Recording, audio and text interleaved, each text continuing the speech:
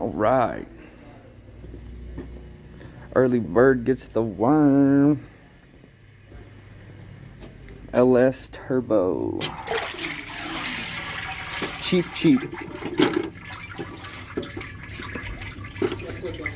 Oh, right there, right. Oh, is it right there? Yeah, see it?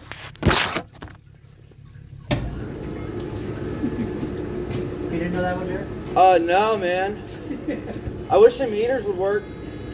No shit. That one worked last year. It would blast you out, and the year before that. I wonder if they cut the gas off. I did. Probably had to do it.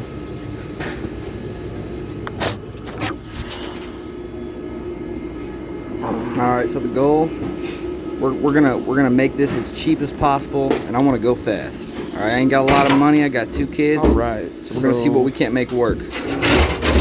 Gonna wash these up, and then we're gonna check them. Thinking about putting some ARP bolts in them. So I will be back after I get these washed. Let me wipe these off first. These are some LS1 rods I found laying around, so it's free. We're gonna see what they check out to.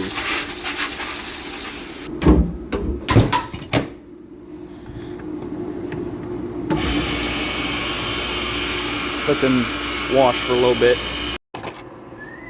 All right. Checking the rods. Put oil on your bolts.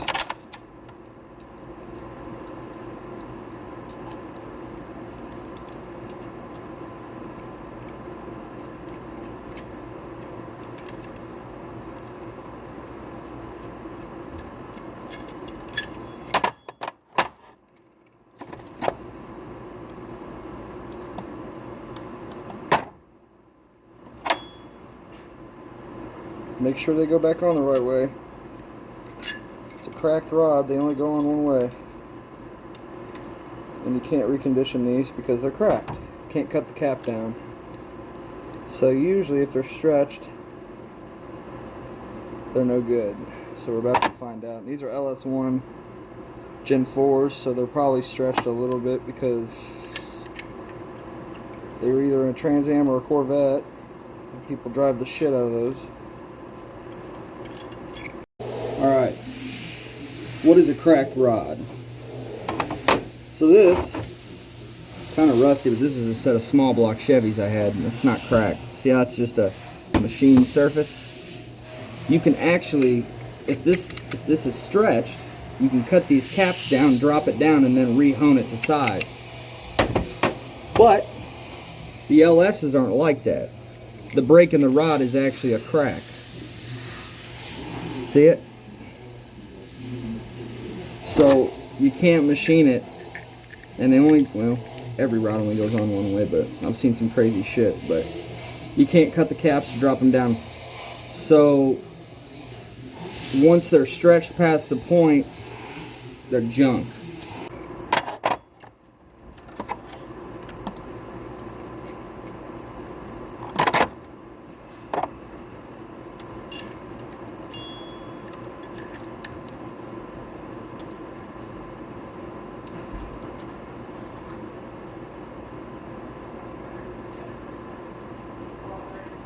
Roll them up.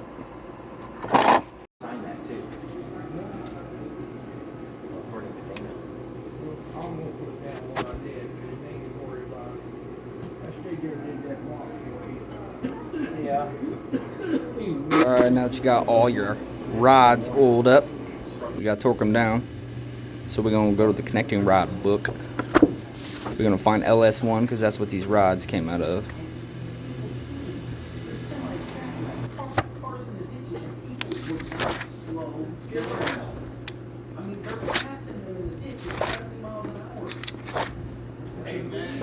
Yeah. Boom.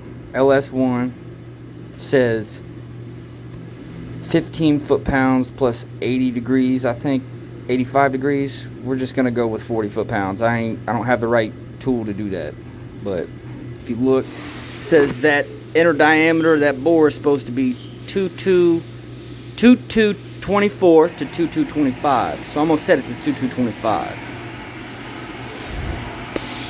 And this is what that looks like on a mic. Each line's 25, and then you add the numbers on the side over there. So 2225, 24, 25. So now we're gonna go up here, set our sun and gauge up. I'm gonna go back and forth, and we're gonna try and make it to 0, and then you're gonna set that dial at 0 once you figure out your place. Alright, so you're gonna take your mic and move it back and kind of side to side, up and down a little bit, and see how it's going up and then coming back down. That point where it stops is 0. So we're gonna set it to there.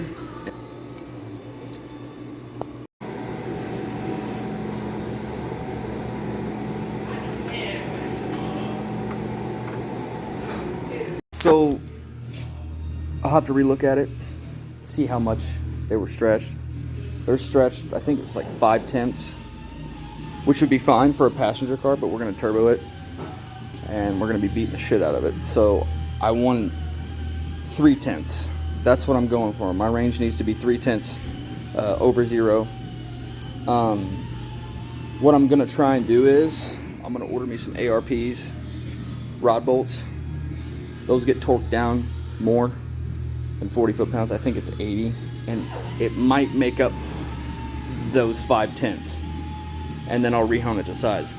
But that'll be my next video. So sorry that I couldn't show any more about the rods, but that's where we're at. I'm gonna test stuff. We're gonna be trying things out, proving theories. So that's what we're gonna do. I'm gonna go get some ARPs. We're gonna slap them in there, torque them down. See if it makes up for 4/10, 5/10.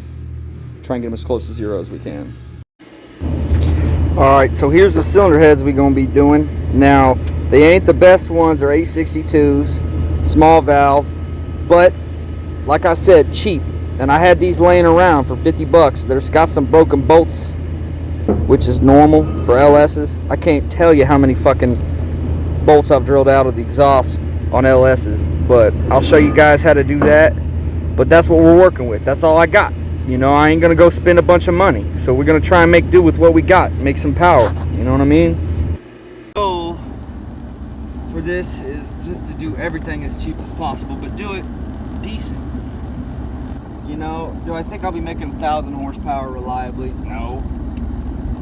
You know, I'm not sure. This is my first time turbo LSing, you know, but we're gonna find out. So I know I said like cheap as possible, but there's gonna be some things that I'm not gonna cheap out on, you know, like them rods. I got them for free. I'm not gonna go out and buy another fucking set of rods because those are stretched. I'm gonna try and fix them, and if that doesn't work, I'll go out and I'll go buy some rods. But hold on, wait for this car to pass. And also after that, I'm gonna need a ride to put the motor in, and I don't want to tear this G-body up because it's too nice, you know. But we're gonna try and see what we can do the right way, but as cheap as possible. Like I said, I got 2 kids. I'm not made of money, and I want to go fast. I'm gonna show you how to cam, what it takes, spring, pressure, install height, tip install height. LS's, you got to watch the tip install height because they get real small once you drop that valve down. Show you how to do all that stuff. You know, not just slap it together and run it. We're gonna actually go through the steps it actually takes to build a motor. You know what I mean? Not just a video on fucking slapping shit together. But anyway, back to the video. Here's some video footage of me drilling them fucking bolts out of those heads.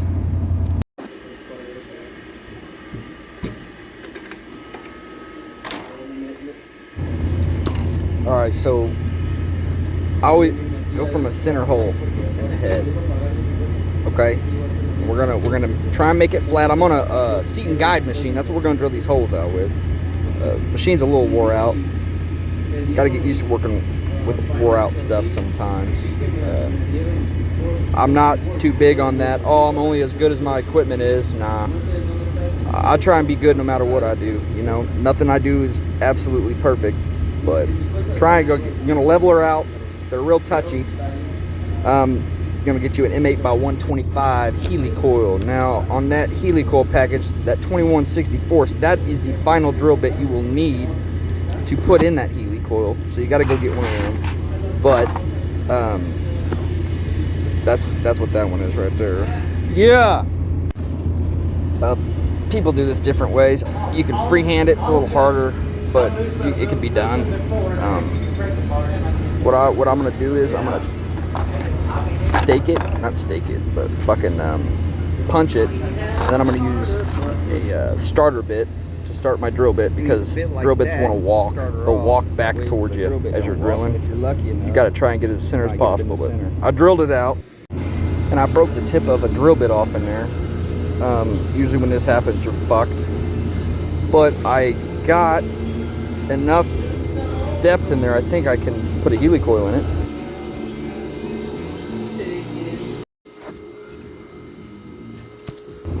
Tap it up, gotta blow it out, and then I'm gonna send it in there because that metal fills up in there and you can't get your tap all the way down in there.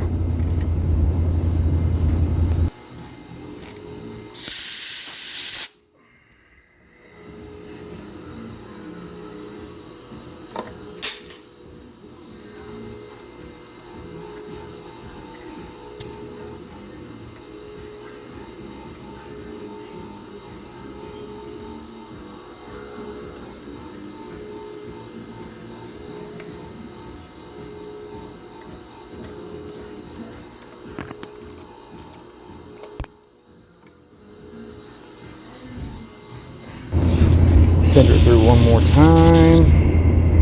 And like I said, we're going to be testing stuff. So most guys will be like, oh no, that won't work, it'll pull out. If it pulls out, oh well. I'll take the head off the motor and drill it out to a bigger size.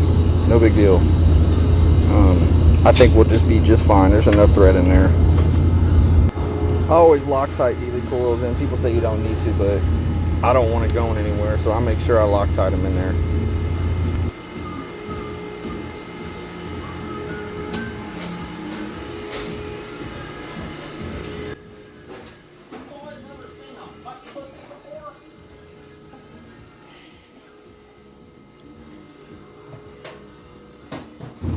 Alright, Healy coil's going down in there alright, but when I did it, there's just a little bit sticking up. So, see how it's a little bit sticking up? So I'm gonna try and get her as far down in there as I can without fucking up that Healy coil. And it looks like I get her down in there. And then there's just a little bit sticking out, so I'm gonna take a 90 to it. And I'm gonna just touch it, get it kind of flat. And hey, everybody makes mistakes. I make mistakes. I'm not claiming to be this master engine builder, even though that's my goal one day. I want to be a master engine builder. Had 3 to drill out. This is my last one. Second head went better than the first one, so I had 3 bolts altogether to drill out. Went decent, how it usually goes, but yeah.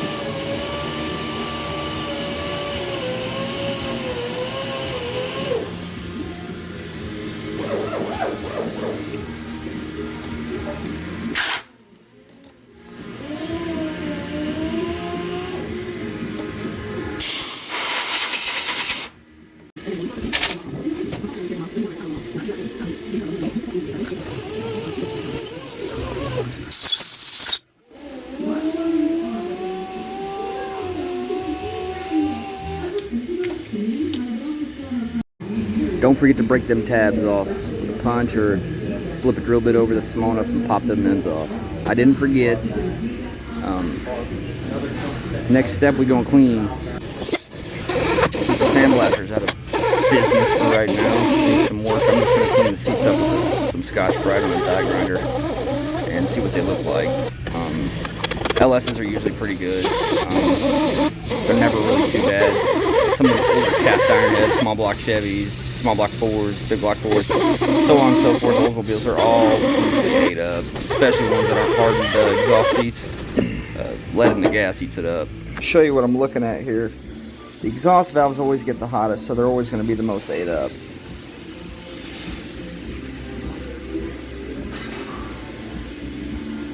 But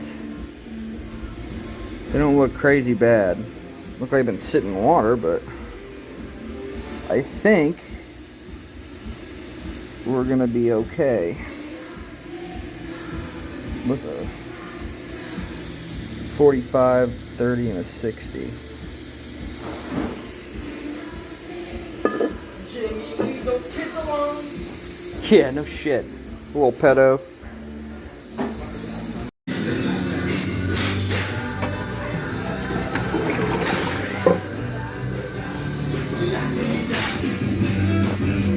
So I'm gonna let them soak in there since our sandblaster isn't working. Flip them over in the morning, and then I'll order some ARPs. So that'll be the next video, is reconditioning the rods, hopefully fixing those up. So I was looking for my valves and I couldn't find any, but I thought I came across these. And these would have been awesome if I could find a set of 8. There's only 7, plus they measure to 2055. I think it should be 2060. I don't know how accurate these calipers are.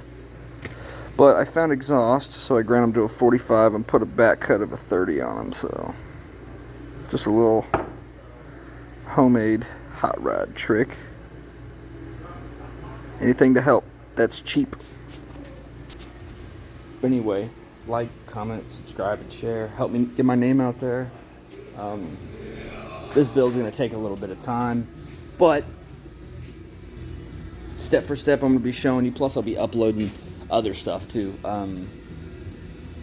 Cylinder heads, block work, in between. Stuff that's not my stuff, but stuff that's cool. So comment, tell me what you think. Tell me what you think, what kind of car you think I should put the LS in. I'm going for a G-body. I want a G-body. Let me know.